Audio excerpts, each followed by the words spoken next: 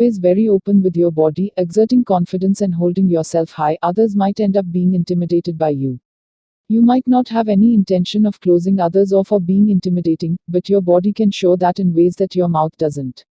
It can be tricky to become self-aware of your body movements, but once you do, you can really alter what someone thinks of you. There are some people that might have a strong conscious mind, but perhaps they hate their body. They then might close others off by trying to hide their bodies, making others think that they're judgmental. Sometimes, a person is just trying to cover up their body and not themselves. You would be surprised at how much confidence you can feel just by changing up the way you hold your body. People can still see what you look like even if you keep your arms crossed. You might think you're altering others' perceptions of you, but really, you're just remaining closed off. There are other ways that your own body language can actually mentally affect you. Open your mind. Someone that starts opening their arms when they talk will begin to let others know that they are much more open-minded. If you stand with arms open, or just hanging relaxed by your side, you let the people around you know that you are confident and willing to talk with them about different things. While having open arms is a signal for others, it's also a signal for your brain. Studies show that by standing with open arms versus crossed ones, you can actually signal your brain to be more open. You'll start to think of new ideas that you wouldn't if you kept your arms crossed. The same goes for the rest of your body. The more open you are with your movements, the more you allow your brain to have different ideas, improve your memory. Those that talk with their hands also tend to have a better memory than those that don't. Using your hands can put physical reminders in your brain for ideas and thoughts that you might be discussing. If you mimic numbers or shapes when you're talking about different ideas, especially in a business setting, not only will you remember what you're discussing better, but those around you will find your story more memorable as well. Using your hands to talk while telling a story will also help you remember the things that you went through. You're encouraging your brain to continue thinking and keeping your arms open, just as we mentioned in the last section, will open up your brain to new thoughts and feelings you might not have had should you have spoken with your arms crossed and closed off. Verbal cues. While there are many things that a person can say with their body, there are many more things that they can say with their mouth. There's a seemingly limitless amount of languages out there, as each specific language has many subparts. Think of how many different accents there might be in just New York City. As we continue to develop and blend different cultures and languages, only more will develop. It's hard enough to keep up with what we already know, but there are ways to still pick up on others' meaning without having to memorize every word in the dictionary. Just because a person says a certain word doesn't indicate that they're actually meaning what they say. How many times have you said you were fine, when really, you wanted to explode with thoughts? We say what we don't mean all the time because it isn't always easy to put words to our thoughts and feelings. Many people take their frustration or sadness out on other people when they don't actually mean anything that they're saying. Knowing why people say the things they do can be one of the trickiest codes to try and crack. You don't always have to know exactly what a person means in order to understand what they're trying to say. You can pick up on what a person's intention is by listening to how they talk and mixing that with their body language. It's important to read someone's mood so you don't say the wrong thing or anything that could potentially change the direction of the conversation. Next time you find something on TV that's in a different language than any you can speak, try watching without subtitles.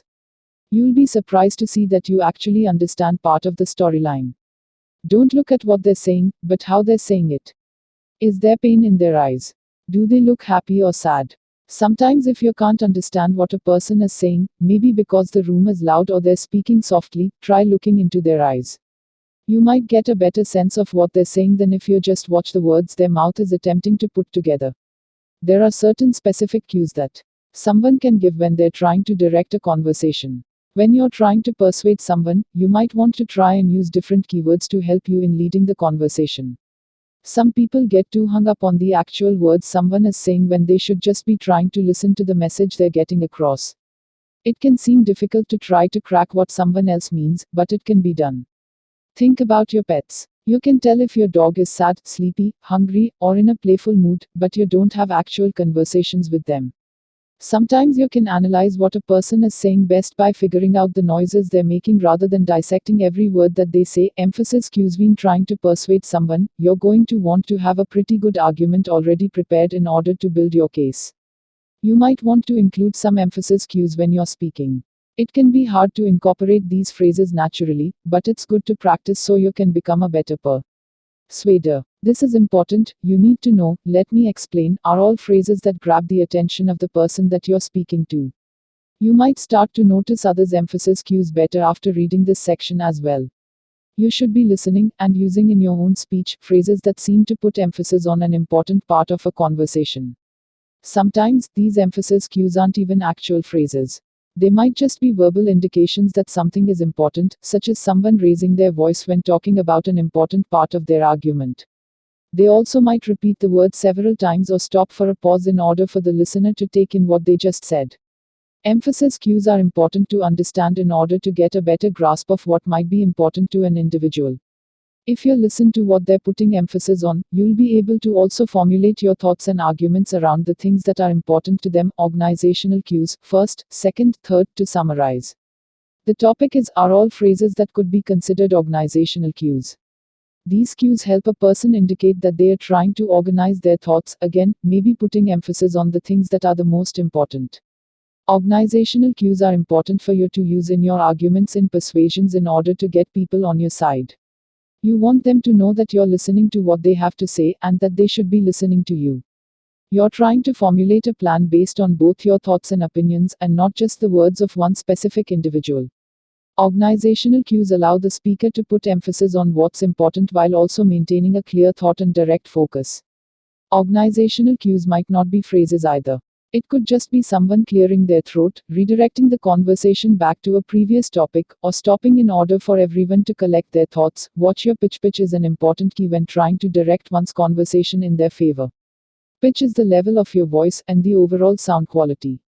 Someone with a deep pitch might have a more soothing tone, while someone with a high-pitched voice might make their listeners more alert.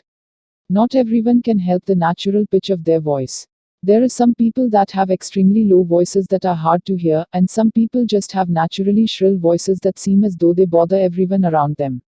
While your natural pitch can't always be controlled, you can at least help direct that pitch towards a more productive tone in order to keep your listeners engaged with what you have to say. Many of us let our pitch become too high and whiny when we are in professional settings, trying to keep our dictation sharp. If you feel like your voice is becoming high and shrill, don't be afraid to stop, clear your throat, and start again. The people around you will likely be grateful that you're adjusting your tone for their listening pleasure. Be careful not to let the end of your voice go up when speaking. Many people, especially when talking on a phone, tend to let the end of their words go up like they're asking a question. This kind of speaking is also common among those that might be giving a speech. They'll say a phrase very clearly with dictation, but they'll also end the sentence in a high-pitched way as if they're asking a question. This is something that should be avoided in order to keep the attention of your listeners. It's important to find your optimal pitch. Some people have very soft voices that can be hard to hear. If this is the case, it's important to practice speaking up when it's necessary. Someone that tends to speak loudly should try talking low as often as possible to help balance their pitch out. The greatest way to practice is alone, and if you record what you're saying. You don't want to deeply analyze the way you speak too much, but practicing always helps, especially for those that find difficulty in speaking their voice. It's also important to have a confident pitch to let others know they should listen to you. Someone that's always talking timidly or like they're asking a question will let the others around them know that what they have to say isn't interesting. If you're so unsure of what you're saying, why should someone else listen to you? The best way to ensure others are paying attention is to make sure that you speak with confidence. Listen to others talking about yourself can elicit the same good feelings that money and food cause.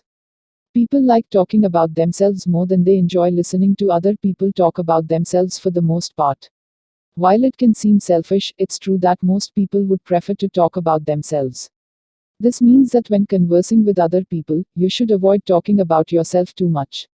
You don't want to make the conversation completely about other people, but no one will pay attention if the only thing you talk about is yourself. Giving advice can also be helpful, but people generally don't engage as often with those that offer too much advice, especially when it isn't asked for. Listening to other people can actually be challenging for some. They might find it difficult to not let their mind wander, especially if the other person is talking too much about themselves. Some people will find that they're usually forming their next thought while the other person is talking instead of actually listening to them. If you find your mind wandering when someone else is talking, redirect your thoughts back to their words. Don't just listen to what they're saying. Watch how they're saying it. Listen to their voice and look into their eyes. People will notice whether or not you're listening to them. Even if they aren't skilled in body language, they will still be able to at least sense that you might not be fully engaged as well. Don't just put an emphasis on listening to others. Make the conversation about them as well. Ask questions about the person, attempting to get to know them better. You'll find that people usually like to answer questions about themselves. This is often a technique you'll see in many salespeople. They'll ask where you got your shirt or if you've had a good day. This is to get the person thinking about themselves, and they'll usually end up opening up a bit more to the salesperson as well. People don't like to be corrected. While it can be hard to avoid sometimes, most people don't want to be interrupted to be told that they were wrong. Most people will respect you much more if you just let them talk rather than trying to prove them wrong. This is very important to remember, especially when trying to persuade and analyze others. Talk about we, not you. If you're trying to make suggestions, maybe to a spouse or friend about an improvement in their lifestyle, use we instead. Don't say, you should try waking up earlier on the weekends. Say, we should get up early on Sunday and go on a walk together. People will respond much better to suggestions if you include yourself. Apologizing, it can be hard to apologize, especially for those with high levels of pride, but it's important in gaining the respect of the people around you. If you apologize for being late rather than giving every explanation you can, most will respond much better to this than if you were to try to make yourself look better with excuses. They also like to see humility, and that you maybe aren't afraid to express yourself. If you can open up with someone and just say, I'm sorry I didn't respond to your text, I was just having a really bad day, they'll usually be very forgiving rather than if you would have just blown them off. However, don't apologize too much. It can lead others to not trust you. Sometimes we have the urge to apologize for things that were out of our control in an attempt to make ourselves look better. We'll say, I'm sorry the movie was so bad. After going out for a movie night, even though we had no control over the production. This is nice every once in a while, and certainly shows humility and vulnerability to those around you. But too much of it can also make you seem untrustworthy to others. If you have to apologize after every little thing you say, why should anyone listen to you in the first place? Next time you feel the urge to apologize for something that was out of your control, try saying thank you instead. After having a long conversation with a friend, don't say, sorry you had to listen to me rant. Instead, try something like, thank you for being such a great listener. I'm glad to have a friend like you. People will generally respond much more positively to a thankful person than someone that always invalidates themselves. You'll find that you start to treat yourself much better if you stick to this method of apology as well. The power of your bodies have so much power, and not just with how much we are able to lift or carry. Physical strength is important, but even the weakest of people have the ability to control a room with their body movements alone. At this point in the book, you should have a basic understanding of what a person's body language might mean. We can't get into every specific detail of what someone's physical actions might be trying to convey, but the framework for how to analyze those movements is there. Once you understand how someone else might be using their body to persuade others, you can start to work on your own skills of persuasion. There are many ways that someone can use their body to convince others to do what they want, but it won't always work on everyone. Some people respond to sexual persuasion while others are repulsed by the thought. Some people respond to a physical threat from those that seem stronger than them, but others might be ready for the fight. There are plenty of ways that you can use your body to persuade others without being sexual or physically intimidating. Keeping your body open and visible is crucial in letting others know they can trust you. Try making sure to remove physical barriers that might keep you separated from the person you're talking to. Step around a chair or table that's blocking you from making a full